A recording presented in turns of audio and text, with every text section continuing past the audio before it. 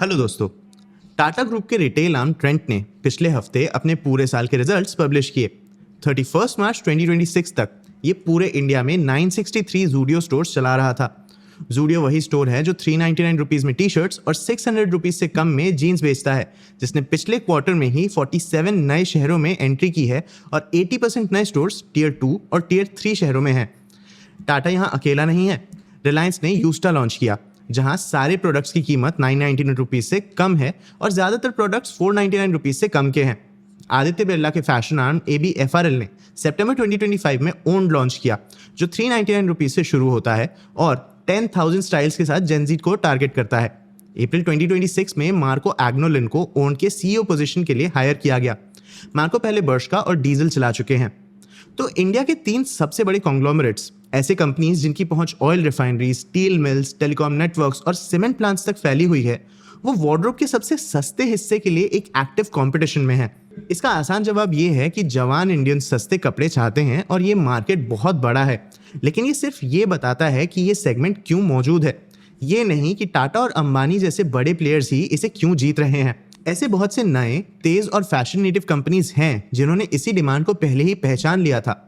लेकिन इंडिया में काम कर रहे 700 से ज्यादा D2C फैशन ब्रांड्स में से 10% से भी कम 50 करोड़ रुपीस के रेवेन्यू से आगे बढ़ पाए हैं। उनमें से ज्यादातर स्केल नहीं कर पाए और इसकी वजह शायद फैशन या टेस्ट से जुड़ी हुई नहीं है। आज के इस वीडियो में हम इंडिया के फास्ट फैशन इंडस्ट्री के बारे में समझेंगे। सबसे पहले हम ये समझेंगे कि सस्ता फैशन चलाना महंगे फैशन से ज्यादा मुश्किल क्यों है। फिर हम इंडिया के सप्लाई चेन के बारे में समझेंगे। एंड में हम ये समझेंगे कि इस इंडस्ट्री के लिए वॉल्यूम एक कितना जरूरी मोट या कंपिटिटिव एज है। मैं हूं आपका होस्ट देव, आप देख रहे हैं मार्केट्स बाय ज़ीरोधा हिंदी। चलिए शुरू करते हैं। सबसे पहले ये समझते हैं कि सस्ता फैशन ब्रांड चलाना महंगे फैशन ब्रांड चलाने से ज्यादा मुश्किल क्यों है। देखो, फैशन दूसरे कंज्यूमर गुड्स से एक ऐसे तरीके से अलग है जो लो प्राइस पॉइंट्स पर बहुत ज्यादा मायने रखता है। एक शैम्पू कंपनी के पास एक प्रोडक्ट होता है, उसका फॉर्म्यूलेशन कई डेकेड्स में शायद एक बार बदलता है। कंपनी डिमांड का अंदाजा लगाती है, मैन्युफैक्चर करती है और शिप करती है। अगर ज्यादा प्रोडक्ट बन गया तो डिस्काउंट दे देती है, कुछ भी एक्सपायर नहीं होने देती।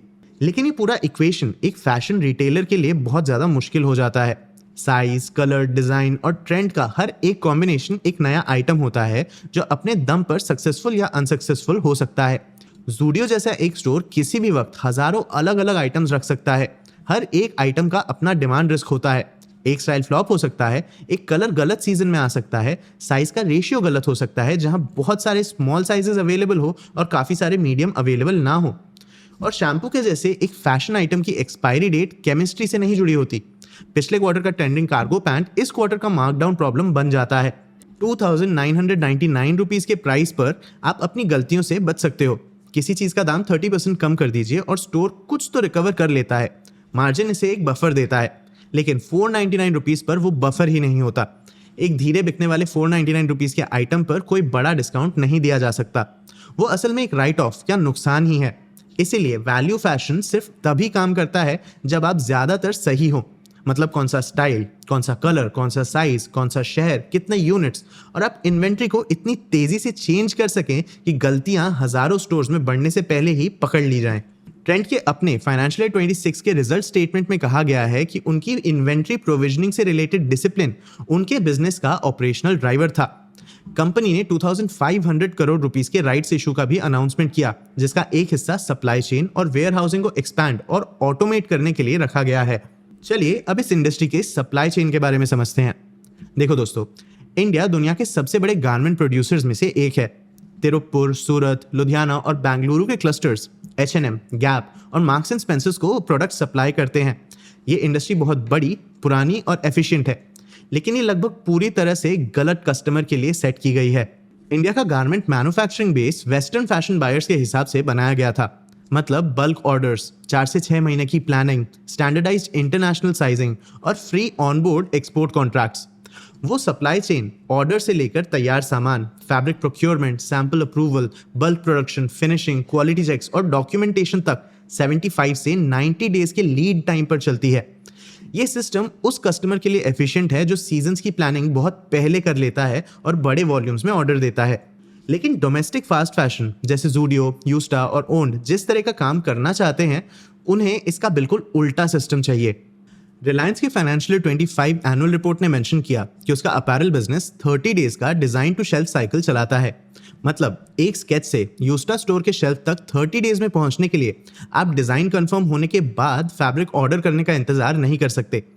इसके लिए रिलायंस के लिए ये जरूरी है कि रॉ मटेरियल्स वेंडर्स के पास प्रोडक्शन डिसीजन से पहले ही मौजूद हो और ऐसे मैन्युफैक्चरर्स हों जो छोटे बैचेस बना सके और कुछ ही दिनों में नए स्टाइल पर शिफ्ट भी कर सकें।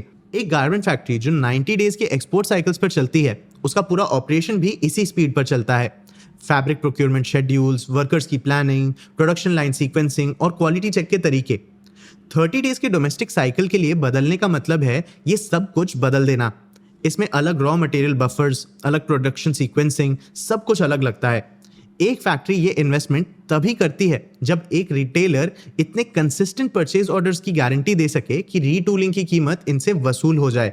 ये 30 डेज, छोटे बैचेस, इंडियन साइजिंग और हाई स्टाइल रोटेशन वाला ऑपरेटिंग मॉडल वो नहीं है जो इंडियन गारमेंट फैक्ट्रीज को करने की आदत है। इसका मतलब है कि ज़ूडियो या यूस्टा तीसरे हफ्ते में किसी ट्रेंडिंग आइटम को फिर से भरना चाहते हैं तो वो एक ऐसी फैक्ट्री को कॉल कर रहे हैं जो बिल्कुल अलग कस्टमर के लिए बनी थी और उससे अपने मॉडल के हिसाब से अलग तरीके से काम करने को कह रही है। और फैक्ट्री ये कंडीशन सिर्फ तभी मानेगी जब उन्हें उनसे काफ़ी ज़्यादा वॉल्यूम और बिजनेस मिलेगा। 963 स्टोर्स और 20,000 करोड़ रुपीस के एनुअल रेवेन्यू के साथ ट्रेंट ऐसा गारंटी दे सकता है। रिलायंस रिटेल भी 19,340 स्टोर्स और 349 मिलियन रजिस्टर्ड कस्टमर्स के साथ ऐसा गारंटी दे सकता है। एक ब्रांड जो एनुअली 50 करोड़ रुपीस का रेवेन्यू कमा रहा है वो ऐसा नहीं कर सकता। ये वैल्यू फैशन का वो मोट है जिसे लोग अक्सर भूल जाते हैं। बड़े लेवल पर वैल्यू फैशन में कंपिटिटिव एडवांटेज परचेज ऑर्डर का वो वॉल्यूम है जो एक मैन्युफैक्चरर को अपने काम करने का तरीका बदलने पे मजबूर कर दे और फिर उस रिलेशनशिप को उस स्पीड पर बनाए रखे जिसकी बिजनेस मॉडल को जरूरत हो। इन बिजनेसेस का प्राइवेट लेबल स्ट्रक्चर इसे साथ जोड़ता है। ज़ूडियो, यूस्टा और ओन पूरी तरह से प्राइवेट लेबल हैं। हर एक आइटम रिटेलर के थ्रू डिजाइन, सोर्स और बेचा जाता है बिना किसी बाहरी ब्रांड नेम के। 500 रुपीज से कम के प्राइसिंग पर किसी थर्ड पार्टी को उनके नाम के लिए पैसे देने का मार्जिन ही नहीं बनता। इसलिए रिटेलर हर एक काम खुद ही संभालता है, जैसे designer, buyer, production manager, quality controller. Traditional fashion इन कामों को पूरी सप्लाई चेन में बांट देता है। इसका मतलब है कि ये बिजनेस सिर्फ रिटेल स्टोर खोलने का काम नहीं है बल्कि पूरी सप्लाई चेन का मालिक होना है। इसीलिए रिलायंस अपने फैशन ऑपरेशंस को यार्न टू वार्डरोब कहता है, जो फैब्रिक सोर्सिंग से लेकर डिजाइन, प्रोडक्शन और डिस्ट्रीब्यूशन तक वर्टिकली इंटीग्रेटेड है। जब ABFRL को ओन चलाने के लिए किसी की जरूरत थी तो उन्होंने इंडियन रिटेल या इंडियन फैशन से किसी को हायर नहीं किया, उन्होंने मार्को एग्नोलन को हायर किया। ये वही आदमी है जिसने पहले बर्शका चलाया था और उससे पहले डीजल। बर्शका इंडिटेक्स का यूथ फास्ट फैशन फॉर्मेट है जिसके 68 मार्केट्स में 854 स्टोर्स हैं। मतलब ये एक ऐसा इंसान है जिसने अपना करियर कई देशों में इस मशीन को बड़े स्केल पर चलाने में बिताया है।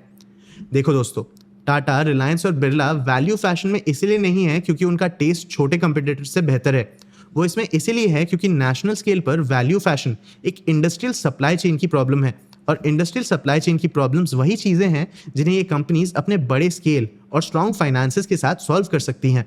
बेन एंड कंपनी की एक स्टडी ने पाया कि इंडिया में काम कर रहे 700 से ज्यादा D2C फैशन ब्रांड्स में से 10% से भी कम 50 करोड़ के रेवेन्यू से आगे स्केल कर पाए हैं। ज्यादातर fashion native brands major challenges face करते हैं और ऐसा इसीलिए नहीं होता क्योंकि उनका प्रोडक्ट गलत था, बल्कि इसीलिए क्योंकि ये ऐसा सप्लाई चेन इंफ्रास्ट्रक्चर नहीं बना पाए जिसकी नेशनल स्केल पर जरूरत होती है। यही वजह है कि जिन लोगों ने इंडिया के स्टील प्लांट्स, ऑयल रिफाइनरीज और टेलीकॉम नेटवर्क्स बनाए हैं वही इसे चला पा रहे हैं। आपको क्या लगता है, क्या इस इंडस्ट्री में छोटे ब्रांड्स कभी भी सर्वाइव कर पाएंगे? अपने व्यूज हमें कमेंट सेक्शन में जरूर बताना। आगे आप कौन से टॉपिक्स पे वीडियोस देखना चाहते हो ये भी हमें कमेंट सेक्शन में जरूर बताना। अगर ये वीडियो आपको इन्फॉर्मेटिव लगा तो इसे लाइक और शेयर जरूर करना। ऐसे ही और वीडियोस के लिए चैनल को सब्सक्राइब भी कर लेना। आज के लिए इतना ही, मिलते हैं अगले वीडियो में।